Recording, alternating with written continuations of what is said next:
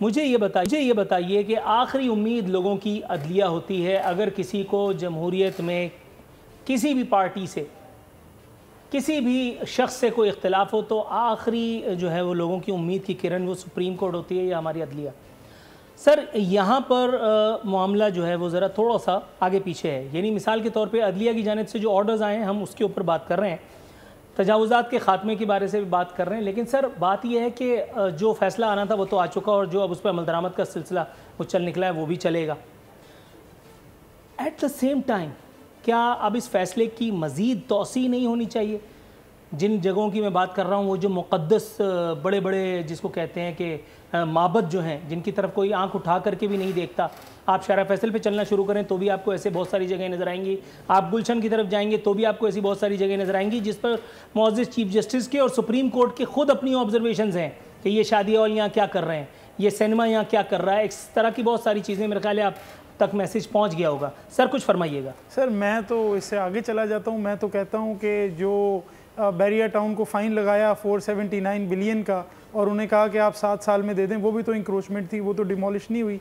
और बिलाल भाई मेरे साथ बैठे हैं, माज़रत के साथ बात कर रहा हूँ कि जब पता लगा कि इमरान खान साहब का जो बनी गाला का घर है वो उस वक्त इजाज़त ही नहीं थी उसको कंस्ट्रक्शन की, उन्होंने किया, वो भी इंक्रोचमेंट थी, लेकिन अदालत ने अपने फ़ैसले में लिखा कि इसको डिमोलिश करना बहुत ग्रेट एक्सटेंट पे जाना हो जाएगा, इस वजह से इसको फ़ाइन लगा दें और रेगुलराइज कर दें। तो देखें ना, अगर ताकतवर आदमी जो है इस मुल्क के अंदर वो इंक्रोचमेंट करके भी अपना छत बचा सकता है और एक गरीब आदमी जिसको पुलिस की लाठी पड़ती है तो वो बेचारा आगे पीछे नहीं जा सकता, उसकी आप छत गिरा देते हैं, तो ये डिस्क्रिमिनेशन तो हुई है। इसी के साथ सर मैं एक और बात कहूँ कि जितने भी तमाम सीनियर कानूनदान हैं और ज़्यादातर वकला की राय यही है कि आर्टिकल 184(3) की जो जुरिस्डिक्शन सू मोटो की है, इसको हर run of the mill case में एक्सरसाइज नहीं किया जा सकता।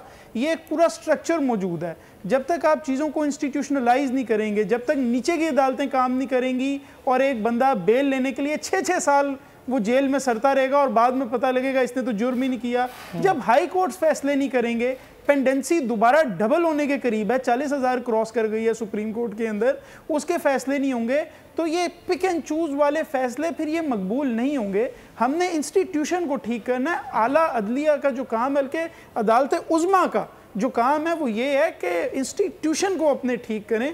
उन्होंने पूरे पाकिस्तान की अदालतों के ऊपर national judicial policy making authority के तौर पे उन्होंने पूरी पॉलिसी देनी है तमाम अदालतों को।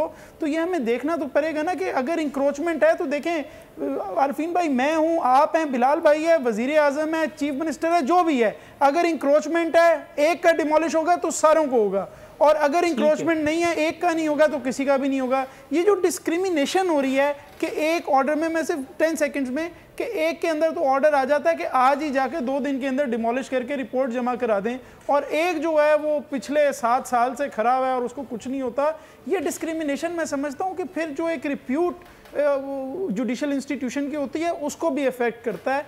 एक जो आपकी बस मैं आखिरी बात का जवाब दे दूँ कि कल को इसकी तौसीक या इसका रिव्यू जो है वो इसी सूरत हो सकता है कि एक और कोई लार्जर बेंच इससे आए और उन जजेस का सुप्रीम कोर्ट के ये ओपिनियन हो कि ये पहले वाला फैसला गलत हुआ था, हम कानून को अब ठीक कर देते हैं, लेकिन कहीं उसमें बहुत देर ना हो जाए। राइट। आजिज़ धामरा साहब, सर वो आपका जो पसंदीदा चैनल है जिससे आप लोगों का जो सिलसिला है वो कभी चलता है कभी रुकता है, आप मुझे सुन पा रहे हैं आजिज़ धामरा साहब?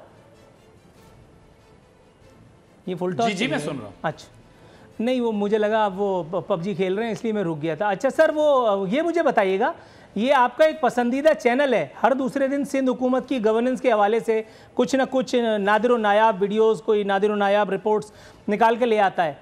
एक और सहाफ़ी है, उसने तो बाकायदा ये रिपोर्ट तक चलाई, मुझे नहीं पता कि सब तक सही है या गलत है, कि बिलावल हाउस 45 या 35 बंगलों को जो है वो घेर करके और वो बनाया गया, उसमें एक्सटेंशन हुई, उसके ऊपर केसेस हैं, उसके ऊपर फलाना ढिमकाना है। फिर कुछ भैंसों की बात भी हुई जो बाकायदा वहाँ बैठी हुई दूध दे रही हैं। अब भैंसों का दूध देना कोई काबिल ताज़ीर जुर्म तो है नहीं, वो तो एक नेचुरल प्रोसेस है। लेकिन मेरा सवाल, मेरा ख्याल है आप समझ चुके हैं।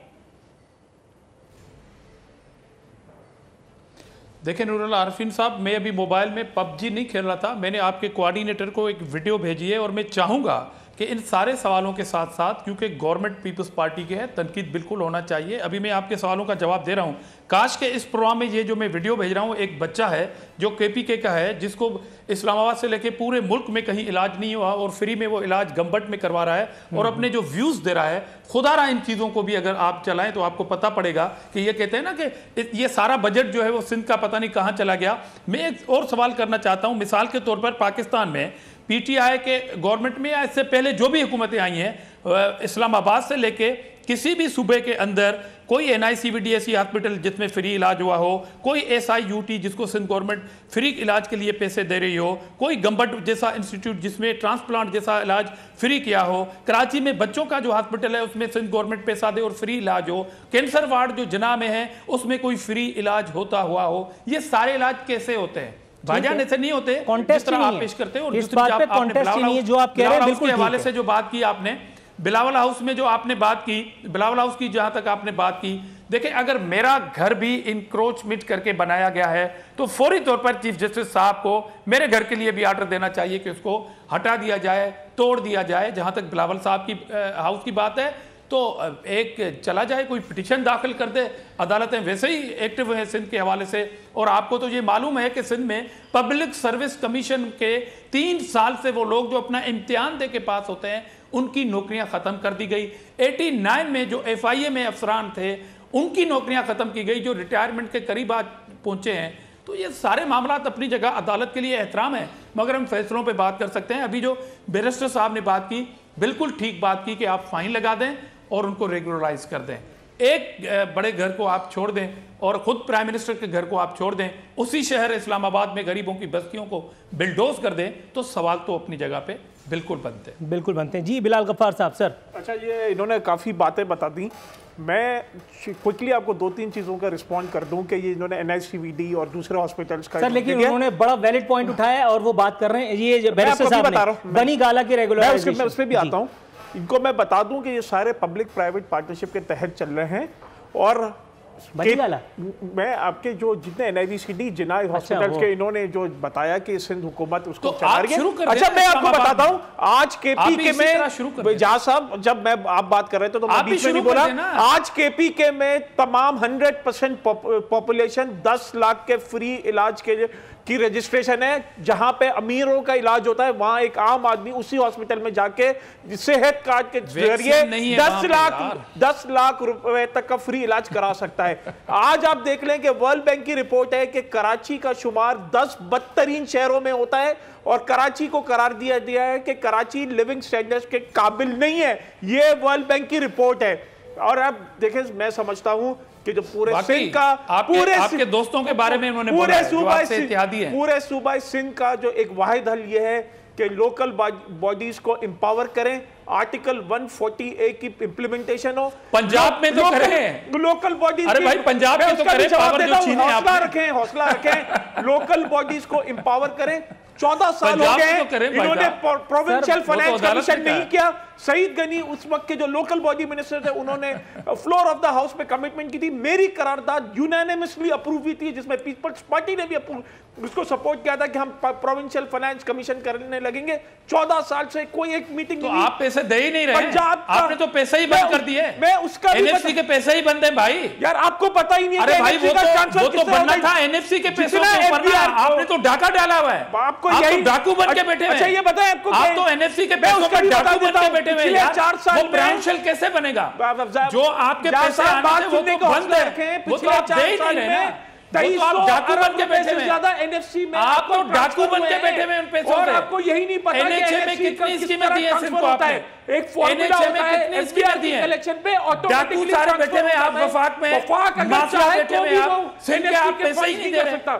मुझे ये बताइए कि आप डिस्ट्रिक्ट हड़प करके कहा गए सारे पैसे, सारे सिंध के पैसे वफाक खा गया। डाकू बन के बैठे हुए आप फेडरल गवर्नमेंट वाले। यार क्या बात करते हैं चीफ मिनिस्टर? आप कराची के पैसे दो, इमरान खान आप सिंध के पैसे दो, आप खुद खर्चा करो, आप खुद खर्चा करो, आके खुद खर्चा करो। आप time out, time out, time out. Bilal Gaffar साहब, आजिज दामरा साहब, सर